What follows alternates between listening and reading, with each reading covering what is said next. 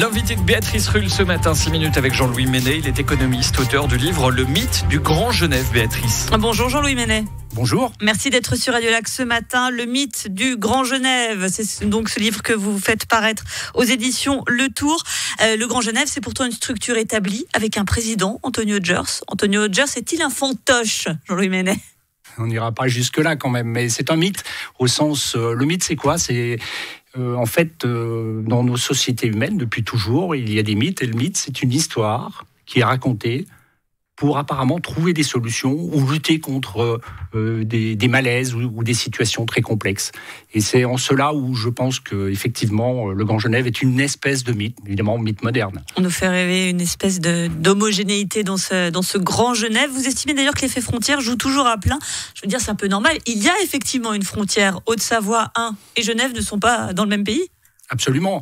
Et, l'effet frontière, il est évolutif. Selon le temps, selon évidemment les situations géoéconomiques, les difficultés entre guillemets de la Suisse vis-à-vis de l'Europe ont peut-être renforcé cet effet frontière, ont reconsidéré la position de la Suisse et donc très certainement aussi de tout un ensemble d'acteurs quant à leur système de coopération. Je pense évidemment à la recherche, mais aussi au système d'investissement et aux partenariats qui pourraient s'y développer. Alors, vous estimez, côté France voisine, c'est le dernier paradis du centre commercial dans l'Hexagone. De l'autre, une cité internationale pour partie hors sol qui puise une partie de sa manœuvre dans son hinterland, c'est ce que vous déclarez. J'ai envie de dire, c'est un peu normal, chacun a pris ce qui lui intéressait dans cette collaboration, c'est du donnant-donnant. Oui, je ne sais pas si c'est normal, c'est en tout cas assez basique comme système qui s'est mis en place. On aurait pu attendre effectivement dans un territoire doté de tant d'intelligence, de compétences, d'envie, de capacité, de développer un projet qui soit un peu plus consistant que effectivement ce que j'appelle, pour caricaturer et faire sourire, l'économie de la cueillette. C'est-à-dire d'un côté, effectivement, on puise dans une ressource humaine. Les frontaliers représentent quasiment 30% aujourd'hui de la main-d'œuvre sur le canton. Et d'autre part, on puise dans cette espèce de richesse qui provient de cette proximité genevoise sans, en contrepartie, avoir construit un système économique digne de ce nom. Oui, mais c'est encore une fois très compliqué. Si Genève venait à se tourner vers les affaires françaises, ça poserait un problème. Preuve en est, tenez, cette autoroute là qui doit avoir le jour, 2 fois 2 voies à Machy, Genève n'en veut pas et la France dit c'est bien gentil, on fait ce qu'on veut. C'est typiquement un exemple qui montre que quand ça devient compliqué, il n'y a pas vraiment de Grand Genève. C'est effectivement, vous me donnez effectivement de bons arguments. C'est effectivement. Je vous en prie, ça fera 50 francs.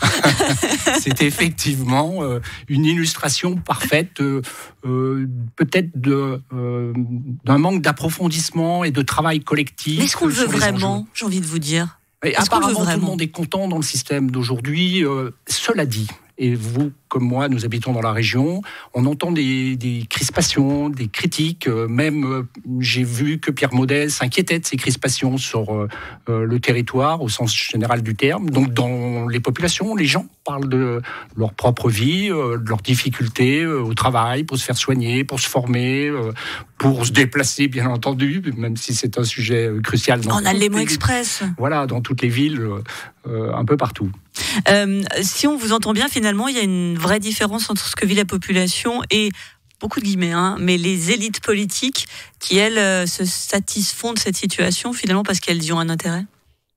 Je ne parlerai pas d'intérêt, mais il y a effectivement un sujet qui est complexe. C'est construire ce Grand Genève, c'est effectivement une affaire délicate, et vous l'avez exprimé parce qu'il y a une frontière, mais il y a plus que cela. Il y a aussi des différences culturelles importantes, des différences sociologiques, des différences de richesse. C'est un territoire des inégalités, ce Grand Genève, il faut le noter. Et donc, gérer ça, c'est effectivement très difficile.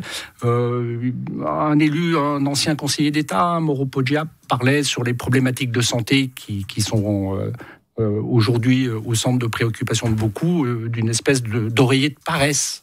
Donc ça veut bien dire ce que ça veut dire, une difficulté d'appréhension et de prise en main de ces sujets-là. On notera que vous citez un élu MCG qui est par définition anti-frontalier. Quelles sont les solutions, j'ai envie de vous dire, Jean-Louis Menet, parce que là vous avez posé un constat, que l'on partage ou pas, mais donc les solutions ? Mais je pense qu'il y a effectivement un catalogue de solutions, mais je ne suis pas là pour les énoncer, mais il y a surtout une philosophie à mettre en place, qui est d'abord une philosophie du dialogue. Il faut se parler vrai, ce qui n'est pas le cas aujourd'hui. Il faut se parler vrai. Et ce livre, il a comme vocation toute modeste de mettre sur la table un certain nombre d'éléments de diagnostic et de les échanger entre les parties prenantes.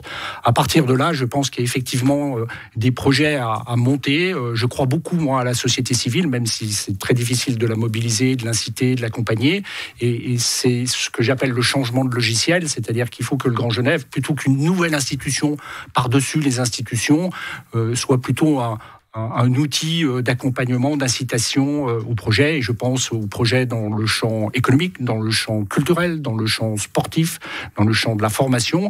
Et c'est à partir de là, peut-être qu'on arrivera à faire bouger un peu les lignes de ce Grand Genève.